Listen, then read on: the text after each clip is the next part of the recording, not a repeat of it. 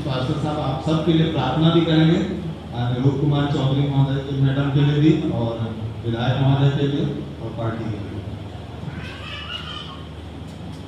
मैं भी इसी तरह का व्यक्ति हूँ, नहीं आपसे ज़्यादा मुसाफी बोलो, इसे यहाँ कहूँगा। नानू भाई हैं, हमारे पूनम चंद्राकर जी हैं, राजू भाई हैं, दीवान जी हैं, और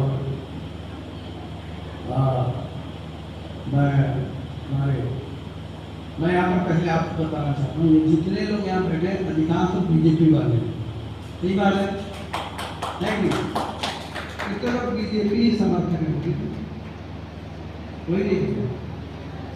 हाँ, मेरे खुद के सार्वजनिक जीवन की शुरुआत आरएसएस से हुई थी, आरएसएस हुई थी, सार्वजनिक जीवन की शुरुआत आरएसएस हुई थी।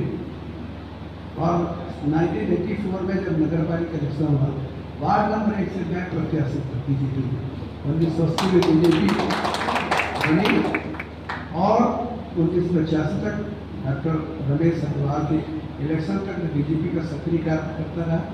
लेकिन मेरी ज़्यादातर रुचि आध्यात्मिक में थी और मैं ईश्वर की खोज में लगा रहा। और एक पंडित ने मुझसे बोला कि तुम यीशु के पास जाओ, नहीं तुमके सर मिलेगा।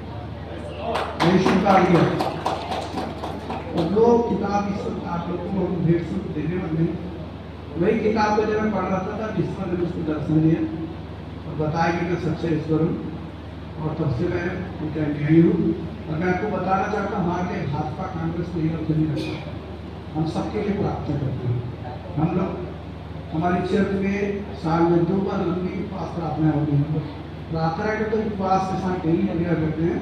और जितने भी हमारे जो भी हमारे विधायक रहेंगे, सांसद रहेंगे, जो भी हमारे लीडर्स, सबके लिए प्रार्थना करते हैं भलाई के लिए। तो परमेश्वर, क्योंकि आप लोग की नियुक्ति आपके द्वारा नहीं, ईश्वर के द्वारा हुई कि आप राजनीतिक ढंग से समाज की सेवा करें, ये आप लोग की नियुक्ति ईश्वर के द्वारा हुई, इसलिए हम सबके लिए प्रार्थना करते हैं।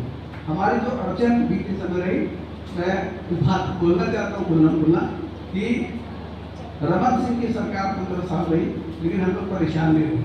लेकिन कांग्रेस की 5 साल की सरकार बिहार में लोग बहुत ऐसे परेशान हुए, ना हम लोग घर के रहना, घाट के रहे, इस प्रकार की स्थिति हमारी थी और हम लोग बहुत परेशान रहे। तो ऐसी स्थिति में मैं आपको ये बताना चाहता हूँ कि हम लोग अधिकांश बीजेपी के समर्थक हैं। हमारे जितने भी गाँव में लोग हैं वो बीजेपी के समर्थक लोग वोट भी देते हैं बीजेपी, लेकिन समस्या ये है कि हमारी लोग नहीं सुनते। लेकिन मैं धन्यवाद देना चाहता हूँ हमारे लोकल प्रतिनिधियों का कि आप लोग हमारी सुनते हैं। आदरणीय पूनम चंद्राकर जी जब वो विधायक थे और हम लोग अपनी बात लेकर उनका सामने जाते थे तो वो कभी हमारा इनकार नहीं करते थे। और आदरणीय राजू जी से भी मैं उनके इलेक्शन के बाद पहले भी मिला था मैं, और इलेक्शन के बाद भी जब उनसे मिला तो उन्होंने एक बात मुझसे कहा था कि आपकी जो भी समस्या हो, जैसे भी समस्या हो, जब कभी आप चाहें मेरे पास आ सकते हैं, मैं आपको सुनूंगा। ये बात जब उनके मार्ट में मैं गया था, वहाँ पर उनसे मुलाकात हुई थी, मैं उससे मिला था, तब उस वक्त उन्होंने बात की। मैं अनिता रावत जी का भी धन्यवाद देता हूँ कि वो नगर पालिका अध्यक्ष रही, उन्होंने भी नसीब समाज के लिए बहुत काम किया। मैं कहना चाहता हूँ सबके लिए उन्होंने बहुत काम किया, बड़ा अच्छा काम किया और वो सब गर्व महसूस होता था कि हमारी क्रिश्चियन महिला है लेकिन वो समाज में गए और बहुत अच्छा काम की। मैं इसके लिए भी मैं उनका भी आभारी हूँ, धन्यवाद देता। हमारे नानू भाई ने भी जब वो पार्षद थे मैं उनके पास गया था अपनी समस्याओं को लेकर, उन्होंने बिल्कुल मेरी समस्याओं को पूरा हल किया। मैं इसके लिए भी नानू भाई को धन्यवाद देता हूँ। और मैं एक राजनीतिक व्यक्ति नहीं हूँ, इसलिए मैं चीज़ों को ठीक से बना के नहीं बोल सकता, मैं आध्यात्मिक व्यक्ति हूँ, इसलिए मैं आध्यात्मिक की बात करता हूँ। और मैं सीधा सवाल बोलना चाहता हूँ कि हर व्यक्ति उस व्यक्ति को देखता है जो व्यक्ति उसके लिए काम करता है। आज आप लोगों ने हमें एश्योर किया है और हम विश्वास करते हैं कि आपने हमारे साथ जो वायदा किया है आप वायदा जो निभाएंगे, जरूर निभाएंगे। और इसलिए हमारा पूरा समाज आपके साथ है, पूरा समाज आपके साथ है।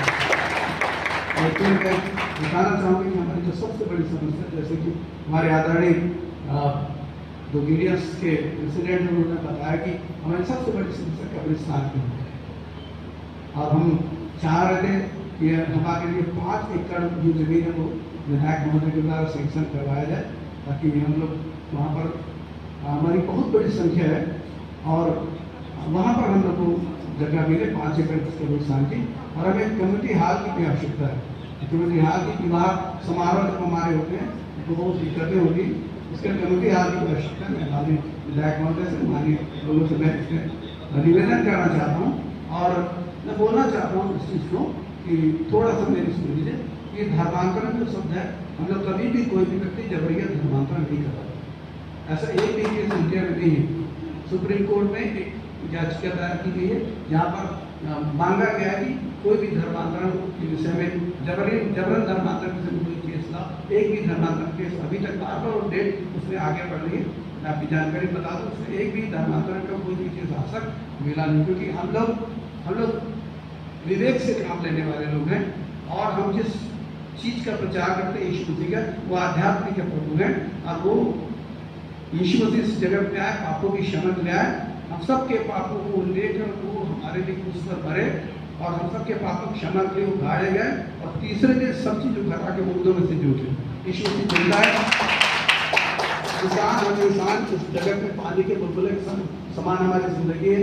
हम जीते 60-70 बरस से जीवन को जीते हैं, बहुत मेहनत भी करते हैं, लेकिन अंत में इंसान कब्र में चले जाता है तो फिर उसको कुछ हासिल नहीं होता और उसकी सारी प्रतिष्ठा खत्म हो जाती है। लेकिन एक राज्य इस पृथ्वी पर आने वाला है जो परमेश्वर का राज्य है, जो अनंत काल का अटल राज्य है। क्योंकि बाइबल बताती है कि इंसान को परमेश्वर ने मरने के लिए नहीं बनाया था, तो सदा जिंदा रहने के लिए बनाया था, लेकिन पाप जो उसके जीवन में आया उसके कारण उसके जीवन में मौत आ गई और इसीलिए इंसान मरता है। लेकिन यीशु मसीह ने मौत को टाला है। एक दिन वो यीशु मसीह इस पृथ्वी पर आएंगे।